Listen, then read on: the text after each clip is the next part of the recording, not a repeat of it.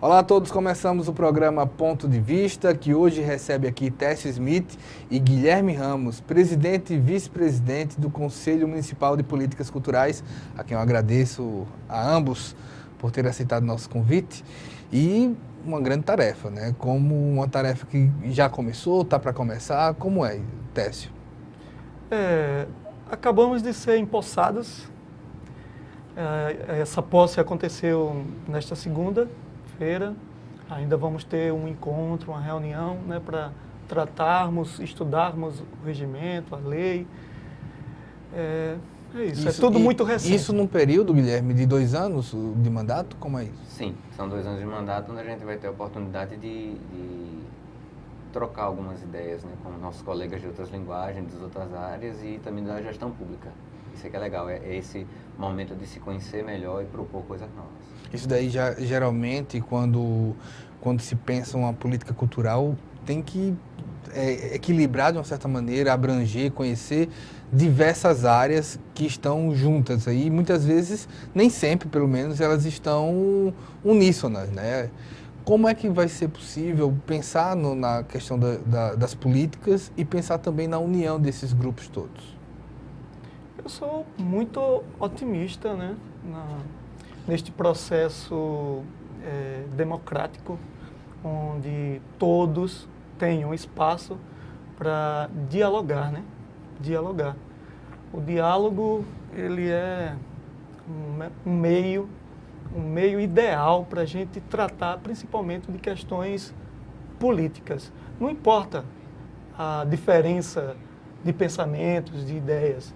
O importante é que se crie um ambiente, né,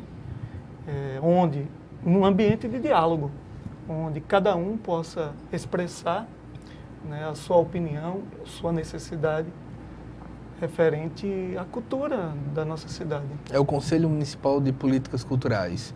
Como andam as políticas culturais atuais aqui em Maceió?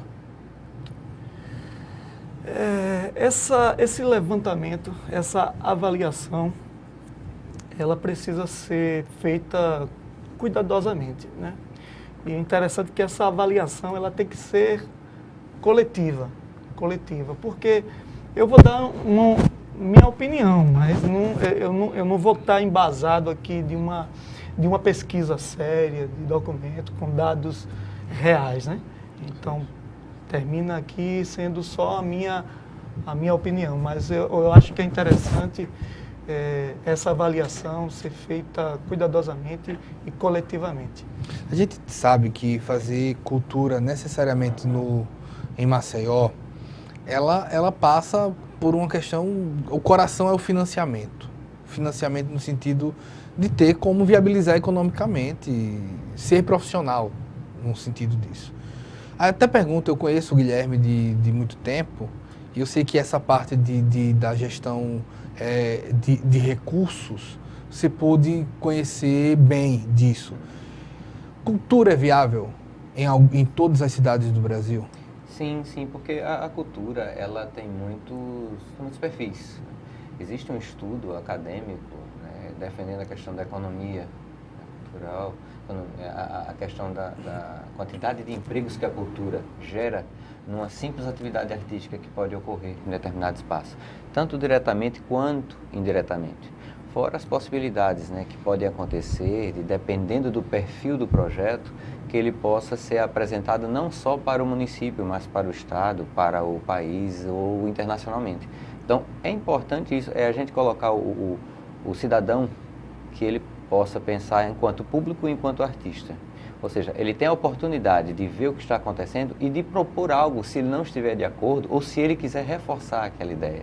E aí talvez o que falte seja apenas um conhecimento dessas possibilidades, desses mecanismos para o financiamento dos sonhos de cada um, que termina sendo isso. Eu lembro claramente de um momento em que a cultura, pelo menos na parte governamental, clamava por 1% do recurso.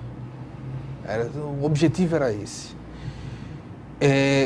Ainda é esse tipo de pedido? E por que um pedido desse sentido de 1%, enquanto tantos outros estão pedindo que se tenta 10, 15 nesse sentido? No caso, eu lembro que havia 1% nível nacional, aí vinha, acho que era 2% nacionalmente, aí 1% no estado e 0,5% no município. Foi nas conferências nacionais de cultura. Porque quando coloca as outras pastas lateralmente, né, os gastos, os investimentos com saúde, com educação eram muito amplos. E cultura consegue ter menos que 2% nacionalmente. Então, se para início de diálogos, então vamos propor 2 nacional, 1 estadual, 0,5% municipal, para que a gente comece a dialogar. E foram até assinados alguns documentos, foram feitas várias tratativas, e isso vem de uma negociata quase que infinita em alguns casos. Porque se quer mostrar inicialmente da importância para se ganhando espaço. E como cultura é algo que a gente trabalha com o que é intangível, uma parte artística, a parte criativa, você não tem algo material para mostrar de imediato. Você vai mostrar resultados, no caso do espetáculo, no caso de uma exposição, de um concerto, e os resultados até no público, o que aconteceu com o público depois que teve contato com algo. Então, quando você junta esse material, que você começa a mostrar isso através de relatórios, de portfólios, aí sim, espera-se que o corpo gestor, né, de um modo geral, eles possam dizer assim, poxa, vale a pena então investir um pouco mais. Quando o mercado, inclusive, ele está sendo aquecido por algumas ações. Então, você começa a perceber que está se formando empregos informais também, num simples espetáculo, sabe? Aquele cara que vende a pipoquinha na porta do teatro, sabe? A água. Não é só o artista que está fazendo, de repente, o figurino, ou que está se apresentando, ou que está escrevendo o texto, ou fazendo o filme, mas a quantidade de pessoas que estão envolvidas até antes dessa produção ficar pronta. Então, é esse conhecimento que talvez alguns profissionais não tenham. E aí ficam sem saber por um parâmetro. Então, quanto é necessário para investir na cultura? Você tem que começar pequeno e ir crescendo, mostrando o serviço para ganhando mais espaço.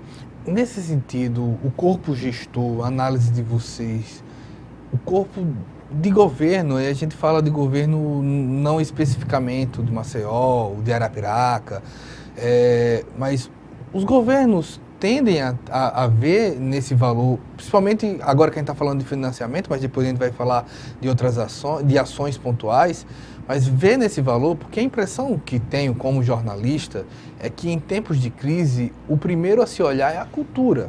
Opa, vamos eliminar o que não é essencial. E aí sempre se coloca nesse sentido. O que é que você acha disso? Eu acho isso. Primeiro, se você concorda, porque praticamente foi uma afirmação. Eu acho isso um erro, porque eu vejo muita gente falando nos debates, defendendo, argumentando a importância da cultura e que vale a pena investimento nessa área. Mas eu não vejo a cultura somente como um negócio. Eu vejo a cultura como uma necessidade de um povo, né? De um povo. Eu acho que ele é elemento básico, estruturante da alma, do espírito, da identidade, inclusive de uma sociedade, de uma nação. Wendel, você falou que o investimento, ele é o coração, né? O coração que pulsa e faz desenvolver a cultura. Mas eu acho, sim, importante o financiamento. Mas se ele não acontecer, a cultura vai continuar acontecendo. Não, mas deixa eu até explicar. O financiamento, não necessariamente o financiamento público. Sim, Por exemplo, a comunidade às vezes financia o projeto. Claro. Você financia o seu próprio filme, sua própria música. O financiamento, ou seja, nesse ponto de ter como viabilizar. Mas como viabilizar isso? Porque é uma pergunta que até eu vou botar mais para frente. Isso daí é papel do Estado? O que? De viabilizar Viabilizar economicamente a cultura? Ela tem o dever, né, de investir e criar políticas para garantir o desenvolvimento da cultura, porque ela é crucial, ela é essencial, como eu falei, ela faz parte da alma da sociedade. Ela vai acontecer, mesmo que o poder público se ausente, a cultura não vai deixar de acontecer. Porque o povo não vai deixar de fazer cultura. É como fosse não tem como desassociar. Né? Cultura e povo é uma coisa só, se mistura, né? são os valores, é a educação, é o modo de ser, né, é o modo de agir, enfim, mas claro que precisa também ter a participação do governo, o cuidado do governo, o olhar do governo, e de certa forma o governo vem fazendo a sua parte, só que a gente, né, podemos encontrar outros caminhos, podemos aprimorar, né, a nossa participação e a nossa colaboração para o engrandecimento da cultura, que é o engrandecimento da sociedade também. Né, há horizonte nesse sentido de alternativas? Eu sou sempre otimista. Eu acho que o pessimismo é uma ilusão.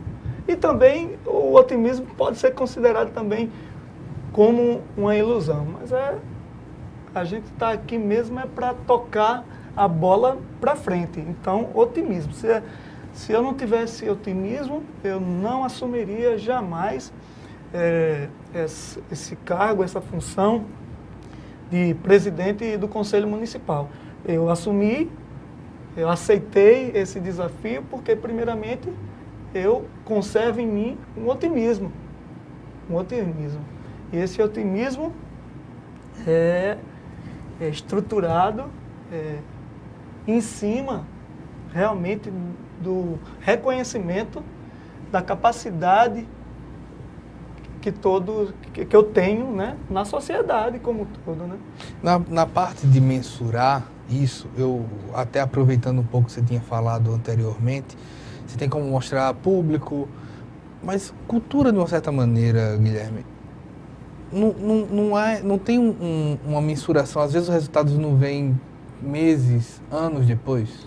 Sim.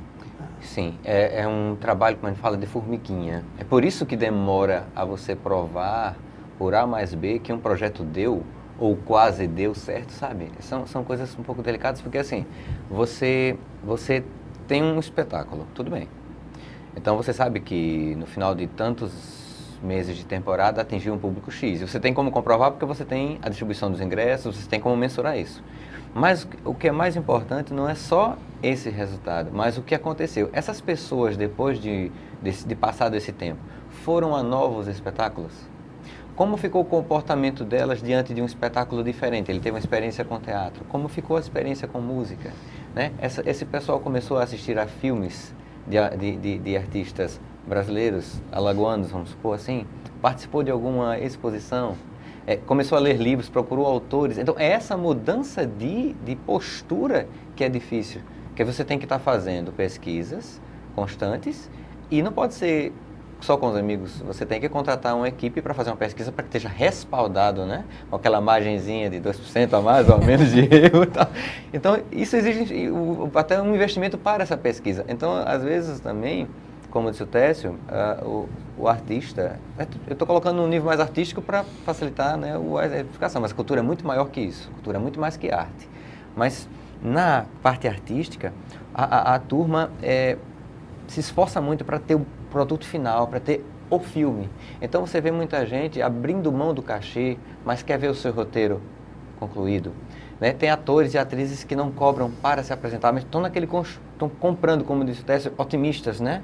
Para que a coisa dê certo. E aí no final daquilo tudo, quando você vai olhar, vamos supor que o filme tenha conseguido um apoio de R$50 mil. Mas se você colocar tudo o que foi feito, e se a gente incluir o valor até dessa pesquisa que seria necessária, ia ficar quanto? 500 mil? Então, isso vai acontecer, vai. Mas o que a gente gostaria, né, enquanto cidadão, enquanto membro do Conselho de Políticas Culturais do município, é que toda a população, seja ela o cidadão comum, seja ela o gestor público, que eles comecem a enxergar a cultura como negócio, como ciência, como arte, como importância para o cidadão.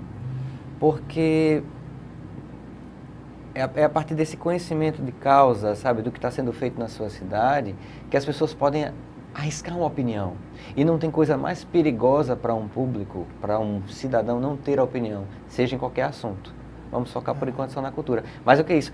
A cultura, ela existe nesse sentido para criar a opinião, mexer com o bom senso, ou misturar o senso comum.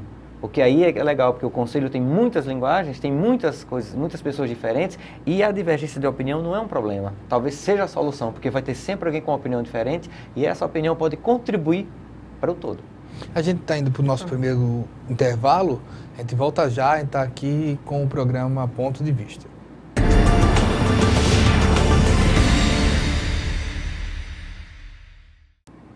Voltamos com o programa Ponto de Vista, que está aqui recebendo Tessie Smith, presidente do Conselho Municipal de Políticas Culturais, e Guilherme Ramos, vice-presidente do Conselho.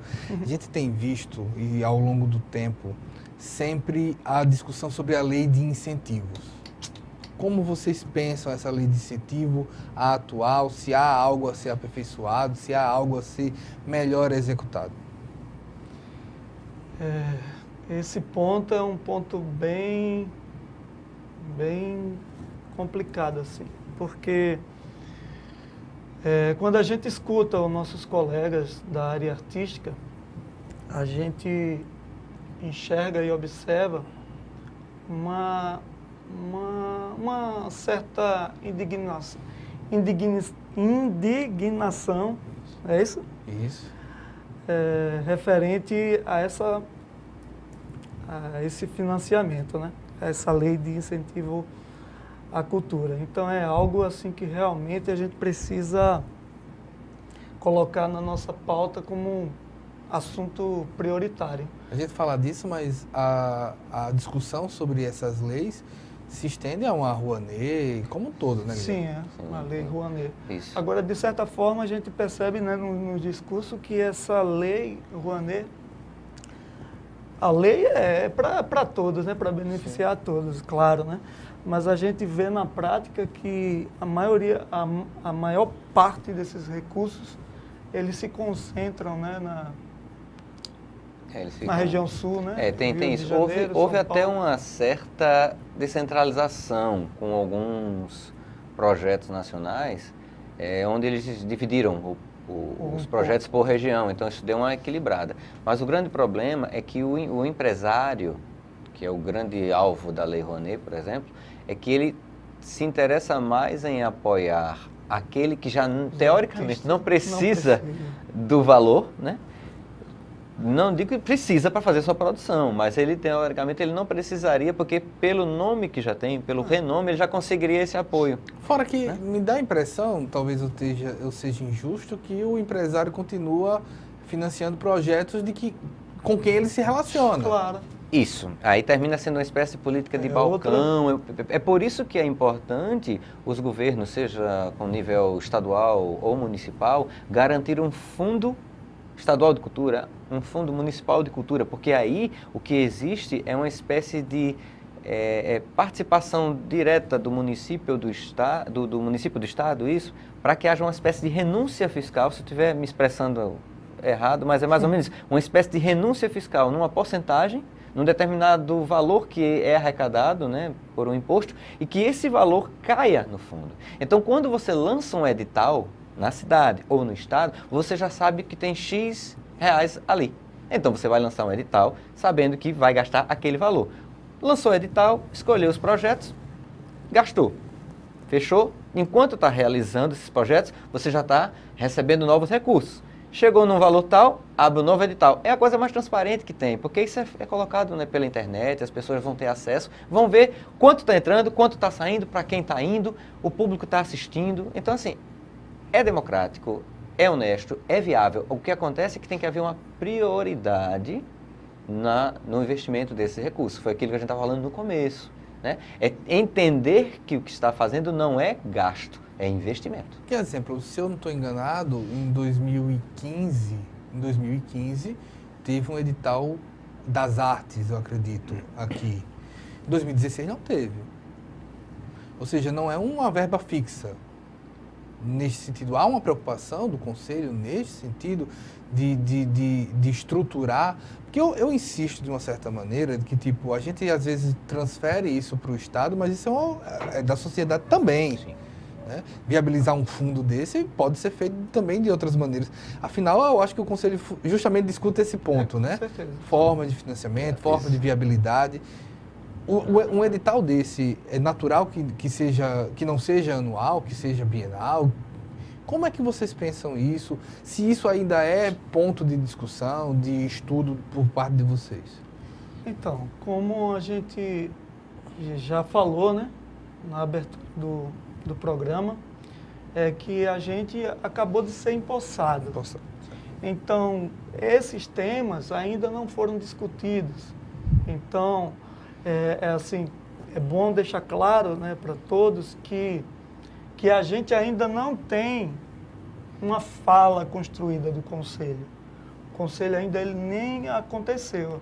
Um processo que será construído. Que é até bom, porque como vamos ter na reunião na segunda-feira, o que estamos conversando aqui é importante, porque a gente já vai estar colocando também como ponto de pauta, né, sugestões de pauta, e também queremos saber também da opinião dos outros. Essas perguntas são importantes, porque aí a gente tem aqui a opinião de duas áreas, né?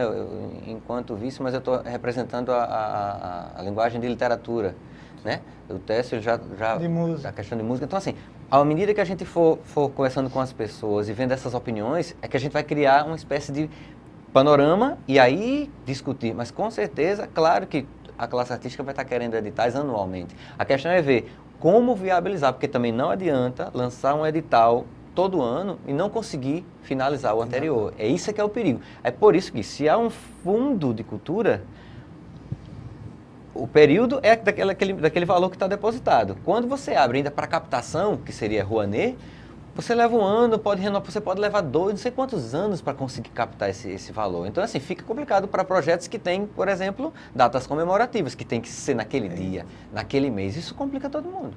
Além de projetos como o Rouanet e também de edital, você também tem outros editais, outras ações, que geralmente, obviamente, demandam ou necessitam de uma elaboração de projeto. É uma carência no setor artístico como um todo saber elaborar bem um projeto? Sim. Eu digo isso no sentido de política, né? No política pública. Política pública e política cultural. Você preparar para que a pessoa seja capaz de elaborar um projeto que conquiste. É um ponto assim a ser levantado e construído, né? Criar possibilidades que para o artista ele conseguir se instrumentalizar, né? Para poder também se inscrever em um edital, porque... É o primeiro diálogo que ele vai ter, o projeto, né? Ele vai precisar realmente dessa assessoria, dessa formação, né? E o Conselho pode também cuidar desse ponto também. Existem algumas empresas que já fazem até algumas oficinas antes de lançar o edital, né? Algumas empresas privadas. Eu acredito até que eu lembro do Doc TV, né? Tinha, fazia. Né? Isso. Eu acho que acredito que o Sesc chegou a fazer cursos. Sim, o BNB Cultural também. Parece-me que o Ministério da Cultura, por esses meses, estava fazendo porque estava vendo umas mudanças na Lei Rouanet, estava dando algumas oficinas. A ideia é você passar a informação do que está mudando, mas o principal é orientar a pessoa a elaborar o projeto. Porque nem sempre alguém que escreve um roteiro de filme muito bem consegue escrever um projeto sobre aquele roteiro. E aí você tem um projeto maravilhoso que não é lido porque está mal escrito. Aí é onde entra a questão da economia da cultura. Você tem um roteirista, você contrata alguém para fazer o projeto, contrata alguém para filmar, para fazer, sabe? Percebe quantas pessoas se envolvem? Eu acredito que, de uma certa maneira, dependendo do projeto, envolve mais do que o artista está habituado a fazer. Né? Vou tentar especular aqui, mas exemplo, um músico, ele precisa lançar. Sim. Então, vai além da sua habilidade musical. Tem que conceber o projeto, conceber parceiros, conceber... Muita gente envolvida. Aquele monte de letrinho que aparece no final de um filme não é para encher o saco de quem está querendo ir embora, não. É porque tem muita gente trabalhando. Quando você vai olhar, é muita gente envolvida, mas é muita gente mesmo. Então, assim, você atribui uma função para cada um, ok, mas o cara não está lá só para enfeitar o projeto, ele está lá porque ele tem uma função, por menor que seja. Não existe ninguém mais importante ou menos importante, que existam responsabilidades diferentes. Então, é como é a questão do conselho, são todos ali iguais. Mas cada linguagem, cada setor tem sua dificuldade e tem seu potencial. O legal que a gente tem que ensinar um para o outro é como resolver os problemas e não criar mais. É porque eu acredito que o desejo do músico, o desejo do cantor, o desejo do escritor era escrever o seu livro, era tocar a sua música, era cantar e pronto. Tudo né? certo. Né? Deixa que o pessoal elabore o projeto nesse sentido. Mais ou menos isso. Mas termina numa sociedade de hoje que tem que assumir um pouco dessa função. Sim. Tem. Claro.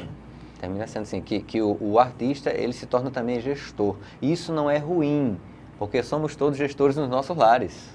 A questão é que estamos acostumados a prestar contas em casa, a pagar coisas, a comprar, a procurar o que é mais barato, que tem qualidade, que não é tão caro.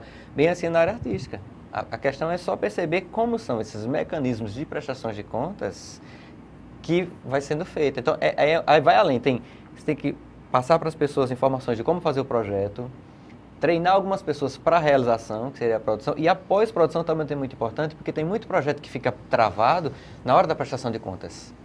Cada instância tem uma forma diferente de prestar contas. Então, assim, o artista é surpreendido a cada dia que passa com uma prestação de contas diferente, qualquer um enlouquece. E isso daí pode, inclusive, inviabilizar uma carreira, né? Sim, Você tem casos, por exemplo, eu posso estar sendo equivocado, mas vocês estão no meio. O Guilherme Fontes com o... Pronto, com o Chateau. O Chateau. Aquilo ali rendeu quantos anos? 10 anos? 10 anos. E você tem um erro de projeto ali. Pois é. E só saiu agora pouquíssimo tempo, é verdade. Veio sair agora e foi liberado para... Essa dor de cabeça que pode ter um artista, um produtor cultural neste sentido é gigantesca. A gente tem... É claro que isso daí está no início, são muitos assuntos a serem debatidos. Quando se passa essa quantidade enorme de assuntos, dá um peso para vocês ou exatamente o desafio é esse? Você dizer, temos que juntar todo mundo, temos que discutir a lei, temos que preparar o pessoal, temos que encontrar formas de viabilidade para fazer esse bom trabalho que vocês pretendem fazer. Como vocês contam com o ânimo, com o desafio, com a ação, em que vocês se sustentaram na hora de se propor, de apresentar, de assumir essa presidência sem empossado? Primeiramente, eu não busquei esse cargo, essa função. Né?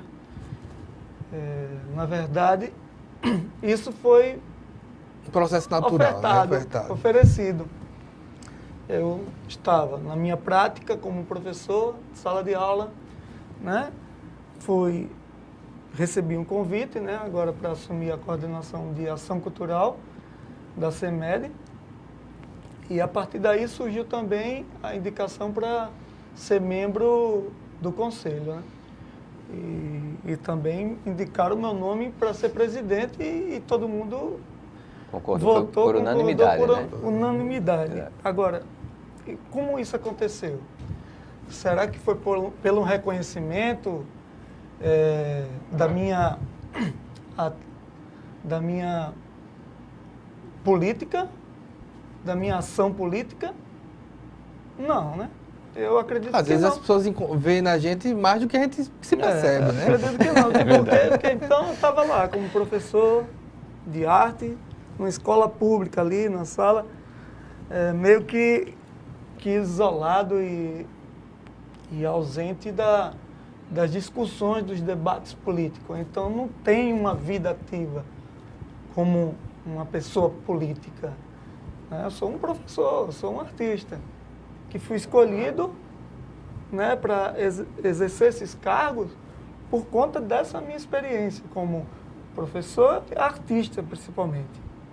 Foi por conta disso, e não por conta da minha participação política. Isso aqui é algo que eu não vou nem rodear, porque eu não tenho esse preparo, não tenho essa vivência.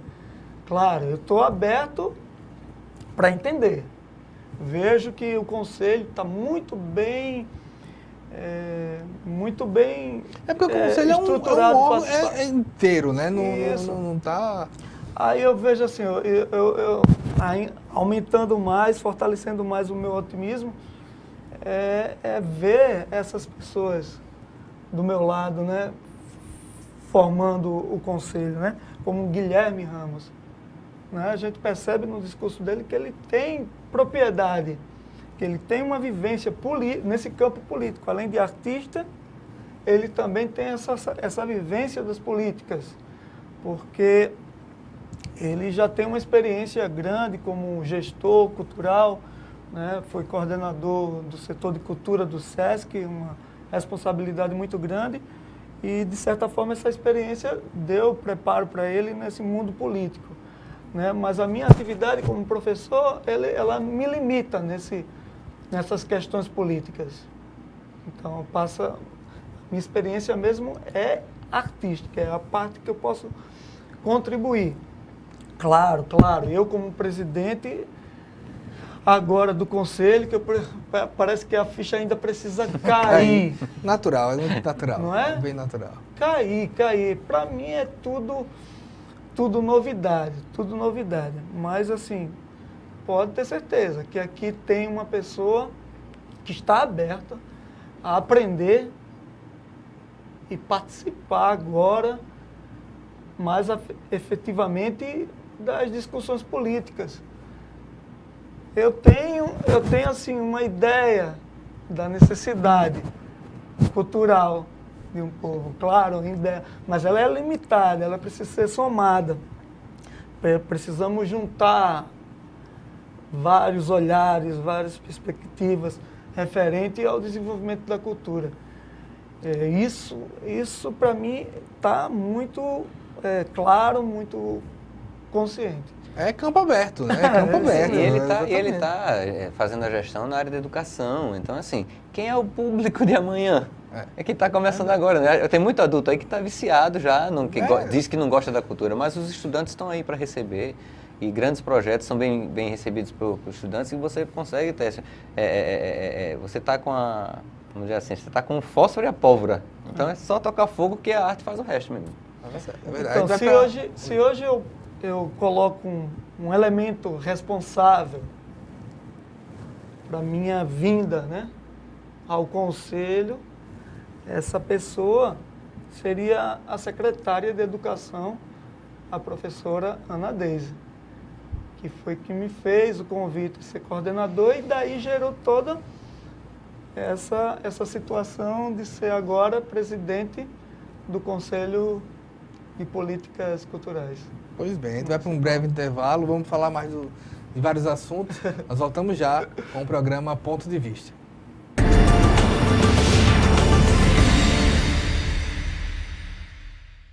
Voltamos com o programa Ponto de Vista, estamos aqui com o Guilherme Ramos e com o Tess Smith, presidente, né, e vice-presidente do Conselho. Estamos falando sobre as políticas públicas, e muitas dessas políticas públicas, quando a gente discute nesse sentido, é envolver as várias artes. E eu queria um pouco saber quem é que faz parte desse Conselho, além de vocês, obviamente, alguns nomes e as áreas hoje que são representadas no Conselho. A gente tem aqui no caso, eu estou, enquanto representante da sociedade civil, eu estou representando a literatura, né? O Técio, ele já representa a educação, né? Secretaria de Educação. Pessoas que é bem conhecida no meio artístico, né? Que está no conselho. Vanesca, né? Pimentel, sim, que faz parte do grupo Joana Cajuru de teatro. Julien Costa. O Julien Costa, né? Temos a Gal Monteiro, na área da música.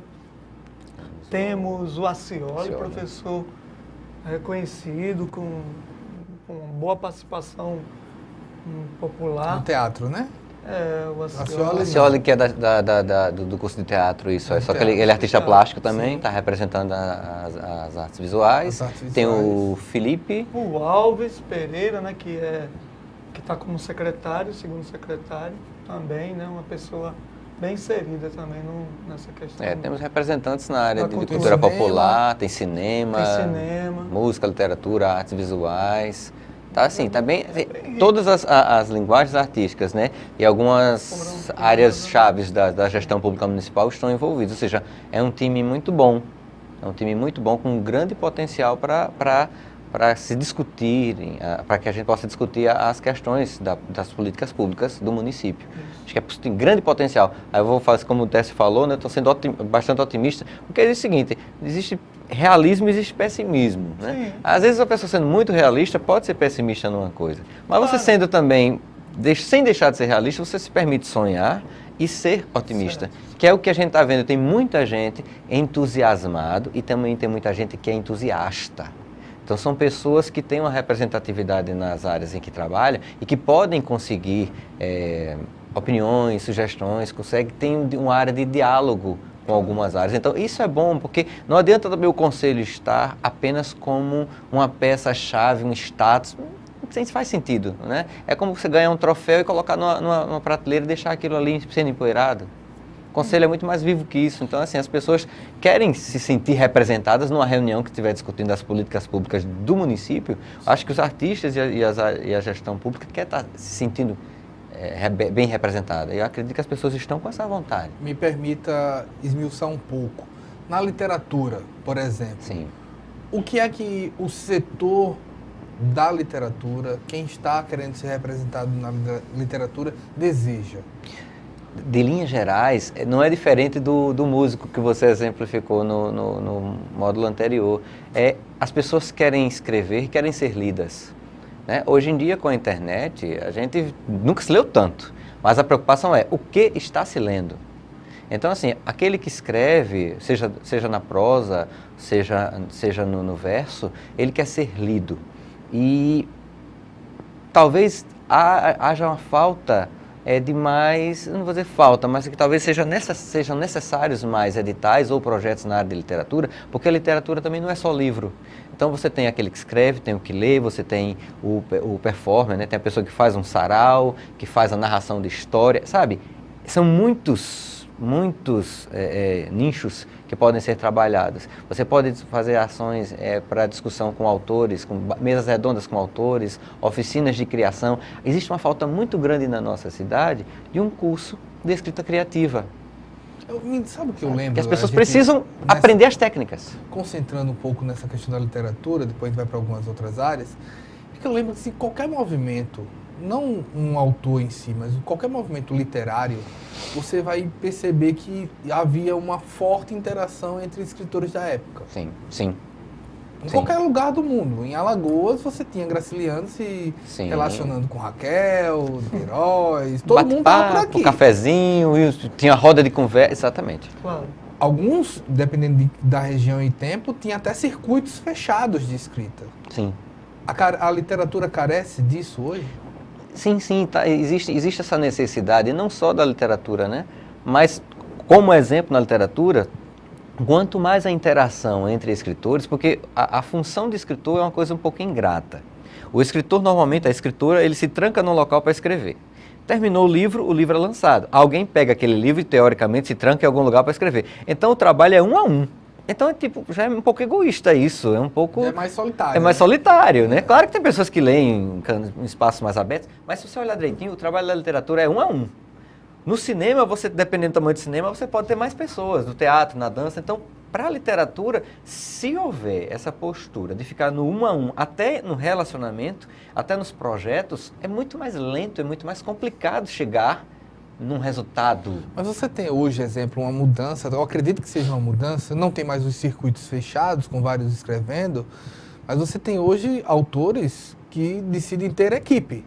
Sim, é uma forma de trabalho. Existe agora, se me permite falar isso, o SESC, ele está com um projeto nacional de literatura que começou esse ano, que é o Arte da Palavra, que é a rede SESC de leituras, porque é leitura de mundo, né? Leitura de opinião, leitura e tal, e justamente o que está havendo? Está havendo uma circulação de escritores para justamente isso, darem aulas de escrita criativa, baterem papos, mesas redondas sobre literatura e um circuito de oralidades que são saraus. Então, talvez seja esse um caminho possível. Porque você vê muita circulação de teatro, de música, de dança e tal, mas de literatura é uma coisa muito fechada. Era uma coisa mais antiga que havia que parece que não está havendo mais. Então, talvez trocas de ideias, propostas para que seja feita na área, para que tem muita gente aí com um livro pronto e que ninguém conhece. Né? O Brasil não conhece o Brasil, Alagoas não conhece Alagoas. Então, você é vizinho de um escritor e não sabe que ele é escritor. Tá faltando, é um passo, sabe? Publicar é caro? É caro. Mas o que pode acontecer são antologias. Você reúne 10 autores, 20 autores ou autoras. Se você falar em publicação independente, divide por 10 por 20, fica mais barato. Mas se você tem um edital de um lançamento, de uma coletânea, você começa a apresentar os autores. Né? E aí, a partir do momento, isso vai criando, cada um vai tendo espaço para fazer o seu livro também, individual. Por isso que é um processo muito lento, mas tem que ser pensado com bastante antecedência para que a gente tenha um foco. No caso estamos em Maceió, temos bons autores em Maceió que uma política pública sendo discutida para o futuro pode fazer com que eles ganhem maior relevância num cenário de leitores aqui em Alagoas? Sim, com certeza. Não só autores, não só escritores, mas escritores, músicos, compositores, cineastas. Acho que em todas as áreas, Alagoas continua sendo um celeiro muito grande. Faltam essas pequenas oportunidades. É interessante que ele citou aqui a área da música, né? E eu conheço um pouco sobre essa área, né? Eu vejo, assim, grandes compositores como Josélio Rocha. Sim. Você conhece Josélio Rocha? Não conheço. Alguém conhece Josélio Rocha? Então, ele hoje é um compositor reconhecido até internacionalmente. Isso. Interessante que o reconhecimento vem de fora. Mas não é muito comum isso ao longo da história de Alagoas?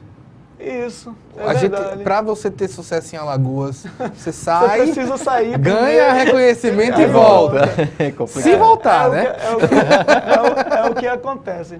Josélio Rocha só não está na Europa ainda porque ele não conseguiu se adaptar ao frio. Ele prefere ficar aqui mesmo, no calor.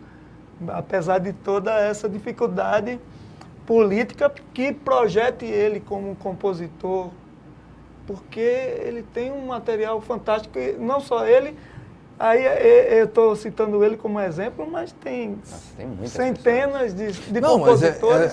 Eu comecei pela literatura, mas eu querer esmiuçar pela música. Qual a grande dificuldade hoje da música?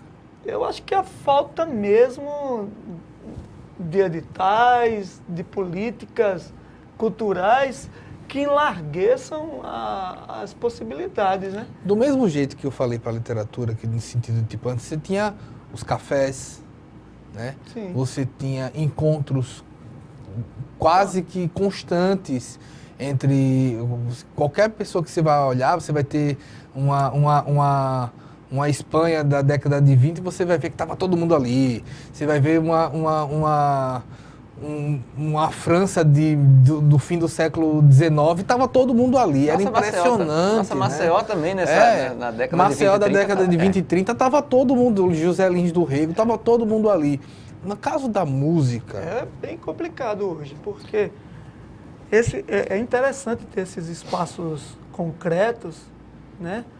Que, de certa forma, cria aqui um motivo, né? Um objetivo, uma meta, assim, né?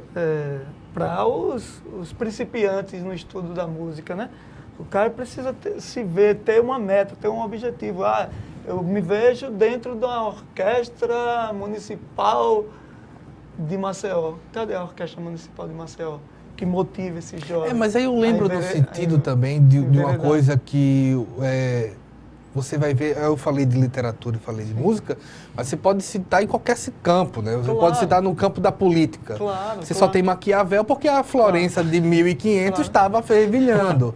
Né? Você tinha palco para o Maquiavel ser Maquiavel. Sim. Alagoas, você não tem, muitas vezes, tem uma carência, pelo menos eu vejo, queria que você pode discordar e mostrar aqui, mas não tem escola. A música não está na escola. Né? Eu acredito que hoje o nosso estado, eu acho que é o único estado do Nordeste que não possui uma orquestra. Até então a nossa orquestra é a orquestra da universidade, é a única referência que a gente tem. Né? Que hoje, por motivos... Tem o quê? Uma Filarmônica em Marechal, não é isso? Por motivos... Que Marechal tem não, quando você nasce ou é pescador ou é músico, né? Mas a orquestra, tem uma coisa assim. Não, orquestra mesmo não. Sinfônica não existe. Não existe. Você vai para estados vizinhos como Sergipe, aí você já encontra... Mas isso não começa quando você retira a música da escola como matéria? Porque hoje é muito simples você ter matemática, geografia, história, aí você adiciona uma série de peraí, coisas, mas a música está pouco presente, não. Eu vou dar um exemplo meu. Certo. Eu fiz o ensino fundamental, o médio, fiz a faculdade, música não foi oferecida. Não há. E não estou dizendo oferecida em termos de instrumentais, de você aprender. Mas no sentido de, inclusive, ouvir. Eu sempre disse uma situação, que, por exemplo, se você fizer uma pesquisa em Maceió, você vai ouvir que 99% não gosta de ópera. Entendi. Mas quem ouviu ópera? Sabe o que é ópera? Para dizer também que não gosta. Agora, eu entendo que a culpa, né, sei lá, a responsabilidade de não se ter um organismo concreto que absorva, que motive a produção cultural, o responsável não é esse que está lá na ponta, né? O aluno que está na sala de aula. Mas sim, a responsabilidade principal é nossa, né? Do que está no governo, né? Sim, No meu ver, é no governo, porque uma pessoa simples, um artista simples, ele não tem a capacidade de organizar uma orquestra. Uma orquestra é um organismo grandioso, complexo, e que ele precisa do financiamento do governo, porque senão se torna insustentável. 60 músicos, eles precisam de salários, né, esses músicos. A orquestra precisa de manutenção. Então é um projeto, de certa forma, caro e precisa ser mantido pelo governo. Mas hoje a nossa cidade não tem esse organismo, né? Não tem uma orquestra, não tem um conservatório de música. O conservatório, a orquestra, e ainda tem outros pontos que eu queria discutir mais da música. A gente vai para um breve intervalo, a gente volta daqui a pouquinho, a gente volta já com um ponto de vista.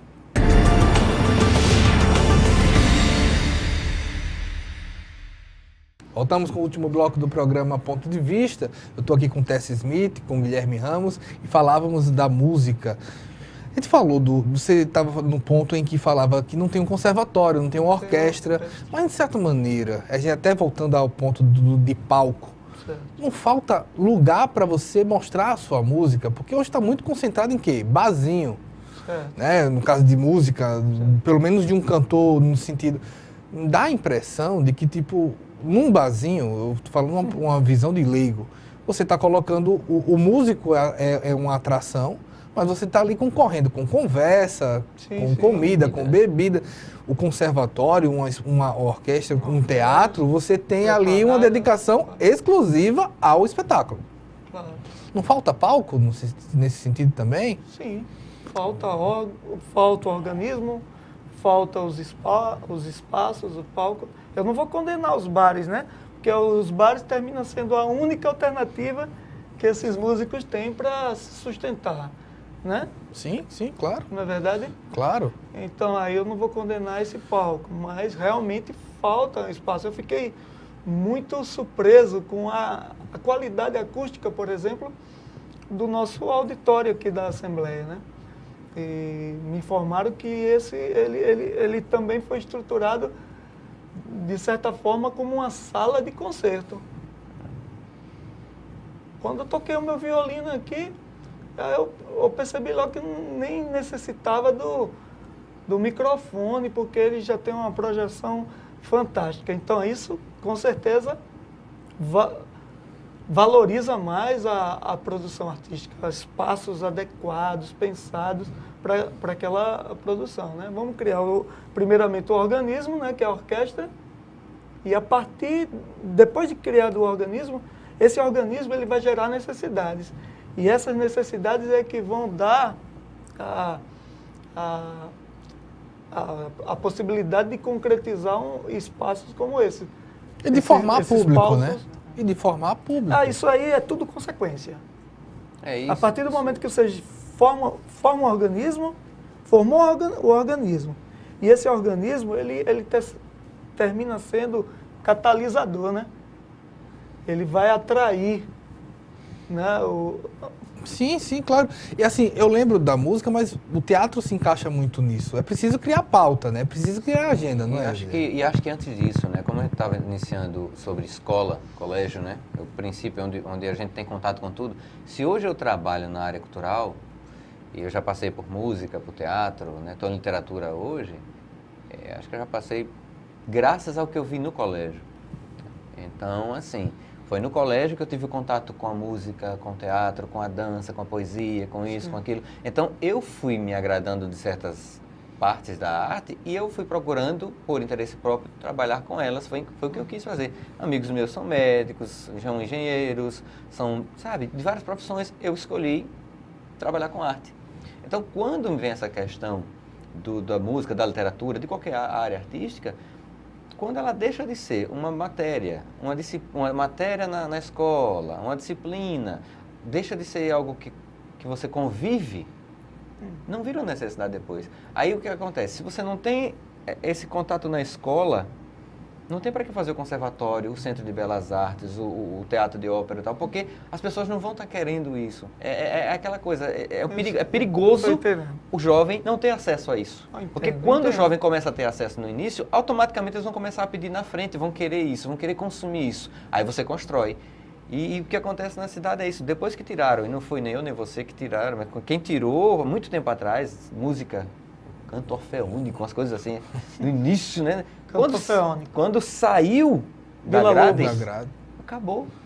Sabe, o teatro, hoje em dia, parece-me que teatro já entrou na grade, aí parece que tem que ter um professor de música. Então, são atitudes como essas que estão entrando na legislação da educação, na base, né, na base do plano de educação, isso vai fazer a diferença. Tendo esse reforço, é aquilo que eu falo, você tendo um reforço material de uma coisa que é imaterial, você consegue forçar a fazer outra lá na frente. Eu lembro, é muito comum você ver críticas no sentido do seguinte: o brasileiro não tem requinte para música, o brasileiro não tem requinte para ópera, para teatro, mas não é oferecido, né? Exatamente. Não é oferecido. Mas a música brasileira é escutada lá fora como uma das melhores do mundo. Eu lembro muito de uma cena, de um filme, que o cara diz: olha, experimenta esse queijo e mistura agora com esse morango. O que é que você sentiu? Ratatouille. O que é que você sentiu? Ele fez: eu não sei. Tipo, é claro.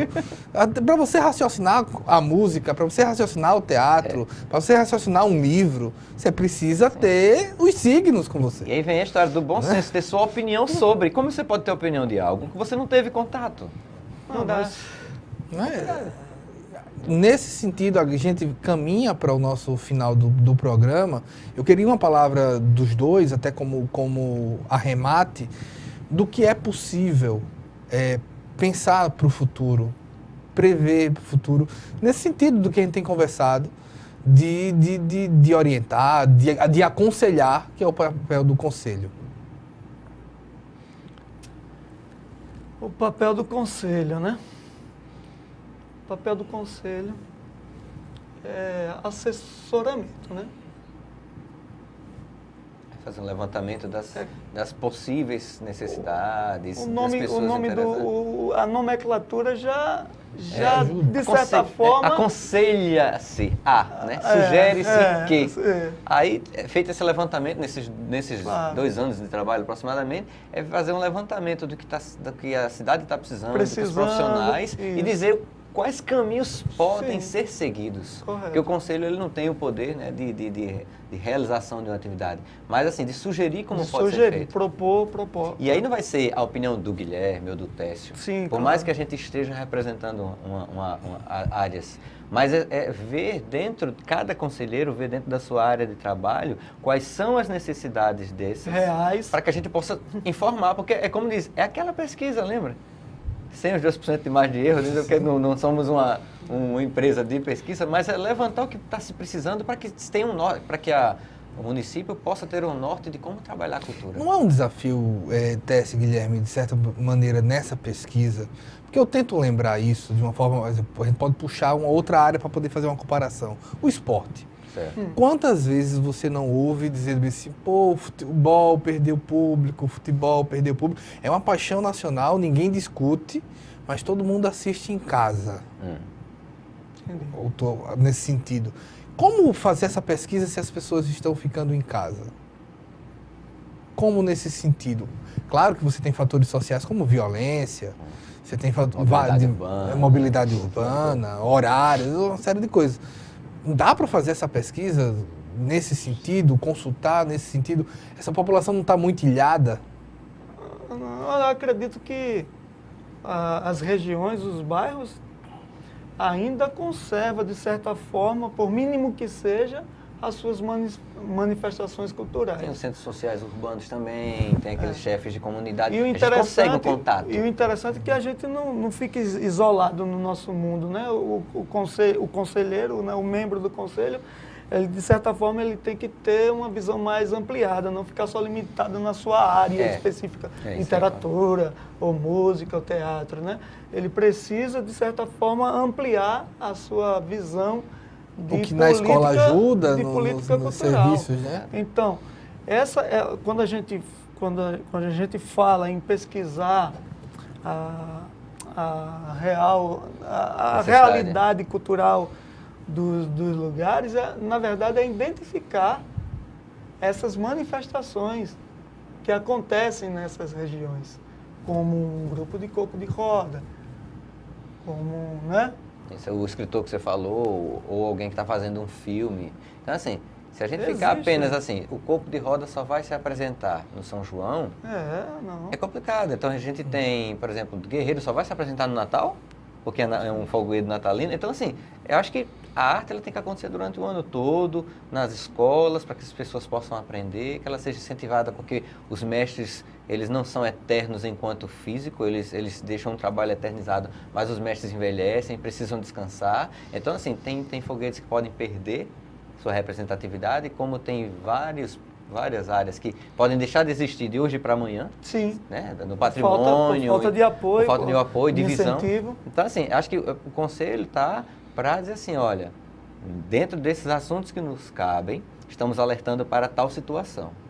Caberá àqueles que têm a responsabilidade acatar e executar ou dizer assim, por enquanto isso não é uma prioridade, a prioridade vai ser isso aqui, porque vai ter patrimônio, né? Claro. Patrimônio histórico, material, imaterial. Então, quando você coloca tudo na mesa, tudo é prioridade. Mas naquele momento, qual vai ser a prioridade maior?